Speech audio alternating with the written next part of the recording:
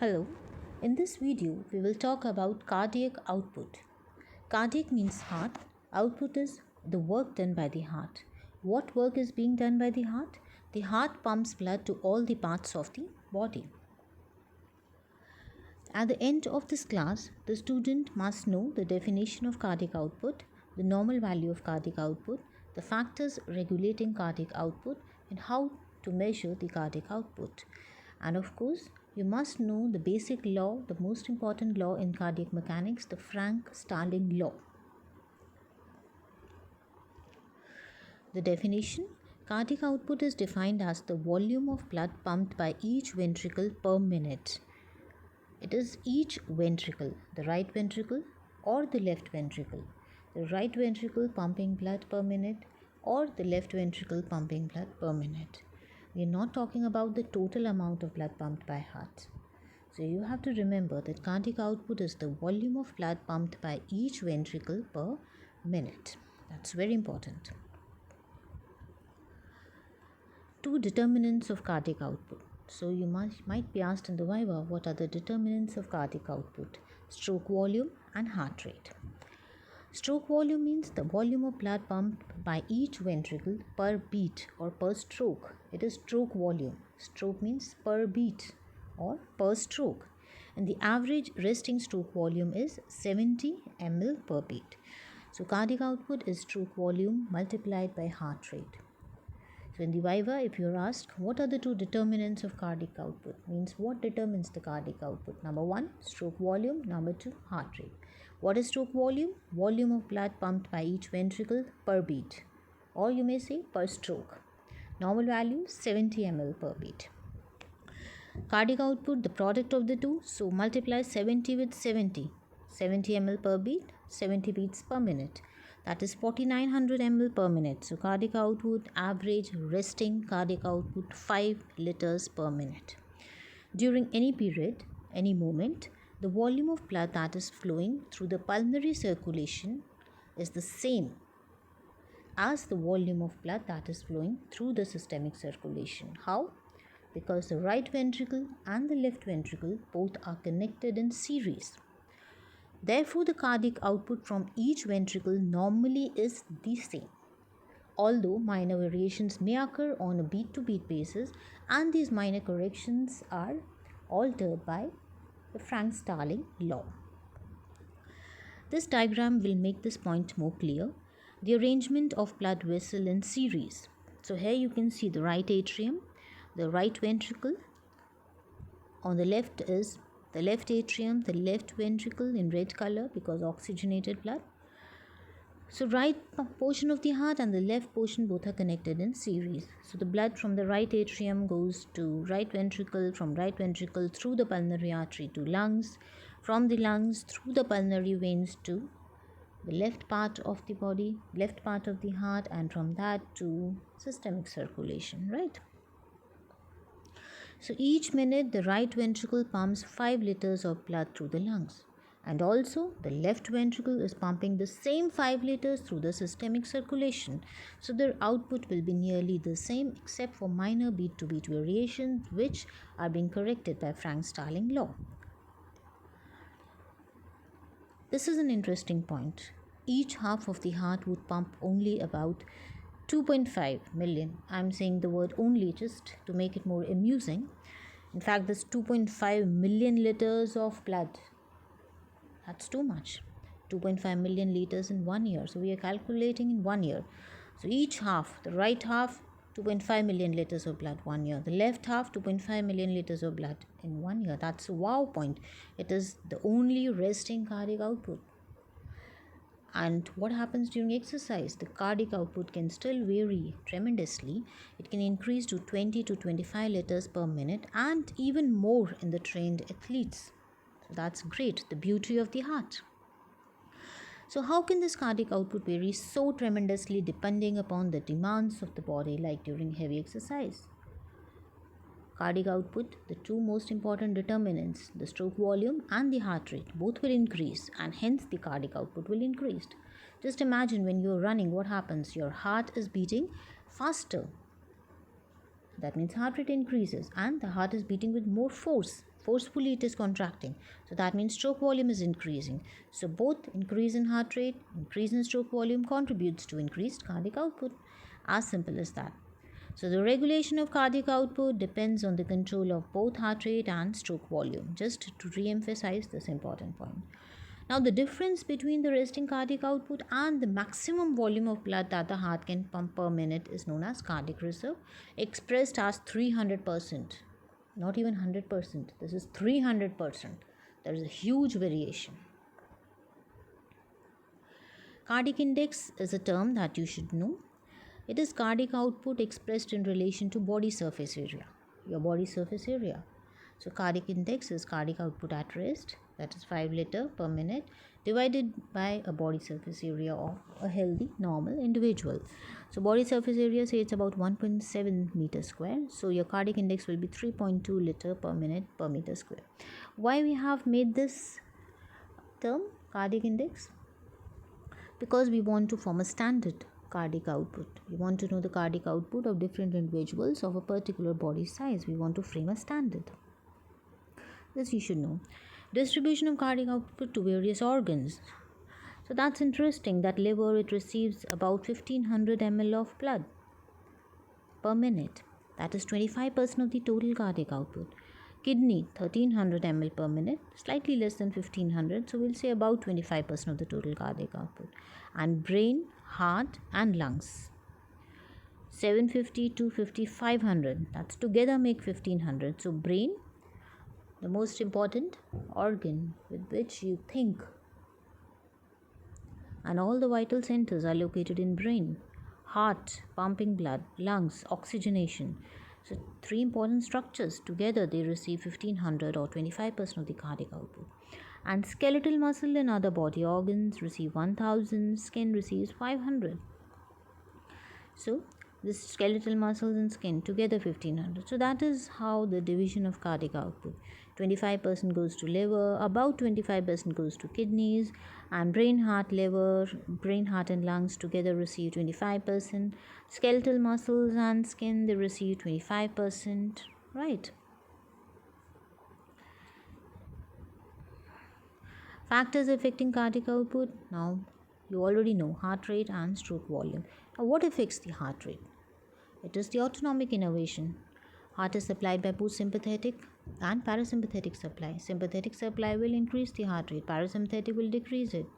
Hormone, which hormone? Here we're talking about the adrenal medulla hormone, epinephrine, increases the heart rate. Stroke volume, what determines the stroke volume? Venous return also, right? Venous return, how much blood is coming to the heart? That is intrinsic control. And extrinsic control, sympathetic supply also.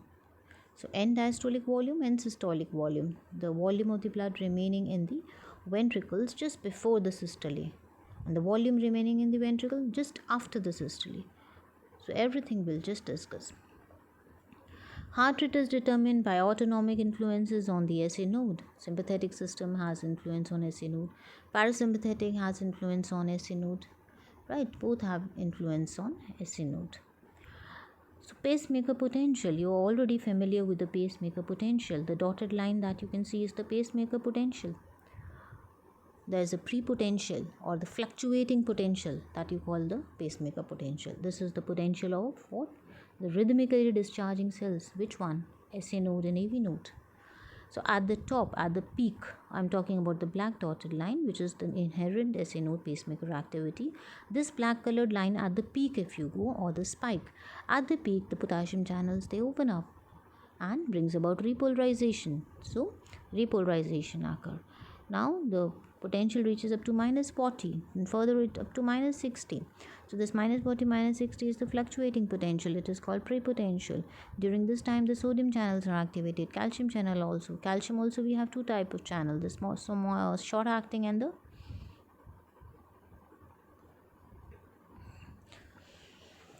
calcium also we have 2 types of channels. Short acting and the long acting. So these will bring about the activation, and these sodium channels, they are activated during hyperpolarization phase. That is why they are called as H channels, activated during hyperpolarization. And even funny channels, F channels. What's funny about them? You expect the sodium channels to open during depolarization, but here they are opening during hyperpolarization, right? Now the red colored graph that you can see is the parasympathetic stimulation, and in the second one, the blue colored wave that you see is sympathetic stimulation. So if you consider the parasympathetic, the red colored line, you can see that it is taking more time to reach the thresholds. So that means parasympathetic delays your heart rate. In the second, the blue colored line is reaching faster threshold. So that means the sympathetic activation increases the heart rate. Control of heart rate. To summarize all this, you should know that heart rate, it is a balance between sympathetic and parasympathetic.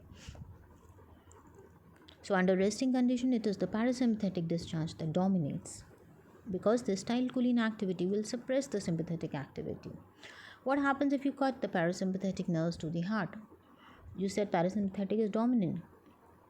Because of the parasympathetic, the SNO discharge, that is 70 beats per minute. If that parasympathetic is gone, what will happen? The heart rate will increase. It will be about 100, because now the parasympathetic influence has gone.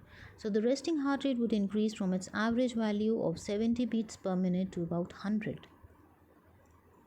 Then why we use 70 or 72 or 80 beats per minute, we say is the normal? Because it is a normal rate of SNO discharge, and normally the parasympathetic dominance is always there in a healthy individual. So the take home message is the heart is more leisurely under parasympathetic influence, it beats less rapidly, while the sympathetic stimulation revs up the heart. The sympathetic stimulation will act like a whip, and it will further activate the heart to beat more forcefully and increase its time of beating, more heart rate. Otherwise, the heart loves to be under parasympathetic stimulation. Now coming to stroke volume. So far we've discussed the determinants of cardiac output. We said one is heart rate, another is stroke volume. So heart rate we discussed, now it is stroke volume. Volume of blood pumped by each ventricle per beat or per stroke. Average is 70 ml per beat. You already know. Control of stroke volume. Either it is the intrinsic or it is extrinsic. Intrinsic means something within the heart is controlling the stroke volume. What within the heart? It is the venous return. The amount of blood that is coming to the right atrium, then flowing to the right ventricle. The venous return from where? From the vein, superior vena cava or from the inferior vena cava. And this is what is the preload to the heart. End diastolic volume, the volume that will remain before the systole. Another is extrinsic also, something from outside. What from outside? Revs up the heart, sympathetic stimulation, and the hormone, epinephrine. Now, another term that is being used in your books quite frequently is heterometric regulation and homometric regulation. So, regulation of cardiac output as a result of changes in the cardiac muscle fiber length. If there is change in the cardiac muscle fiber length, hetero means different, variation, change. Metric is length. If there is difference in length, increase in the length or decrease in the length, that will be heterometric regulation. Homometric is same length. So your first intrinsic autoregulation is heterometric regulation, because the more amount of blood comes to the heart, more cardiac muscle fiber length it is increasing. Right? So regulation due to changes in contractility independent of length is called homometric. Here only sympathetic stimulation is revving up the heart. So before we proceed further, you should know this definition. What is end diastolic volume? It is volume of blood in the ventricles before contraction. Preload, end diastolic pressure, which is stretching the wall of the ventricle. Stroke volume, the volume of blood that is ejected from the heart per heartbeat. And stroke volume is directly proportional to the preload. So this is intrinsic autoregulation. As you said, heterometric. Hetero means different, metric is length. So there is variation in the cardiac muscle fiber length. The force of contraction of the cardiac muscle depends on the preload. Right? So by this time you already know preload is the tension that is being exerted on the wall of the heart, due to which there is increase in the cardiac muscle fiber length. So this you can see a venous return coming from a tap. This is the water flowing from the tap, a bottle. This is in diastole phase, and a bottle that is in diastole phase. The water is coming, okay, so you can just consider it analog. It's this water bottle and tap to heart. Blood flow in the heart, venous return is coming in this one. Then we have EDV, okay, end diastolic volume. The volume in the second one bottle, you can see this is the volume that is present in the heart now. End diastolic volume, just before the contraction phase. These arrows, they show the preload, the force that is being exerted, the tension on the walls. So force of contraction depends on the preload, which refers to end diastolic volume, which is directly proportional to initial length of the muscle fiber within physiological limit. Of course, there has to be a limit. You can't keep on just forcing the heart that I'm pumping blood into you, just keep on squeezing all that blood. There has to be some limit.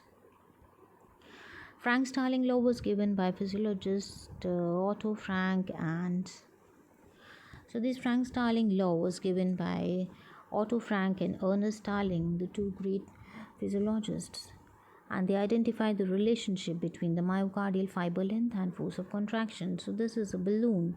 First stage shows the balloon when it is being filled. The second stage shows the balloon when it is filled with blood. So the size is increasing, the cardiac muscle fiber length has increased.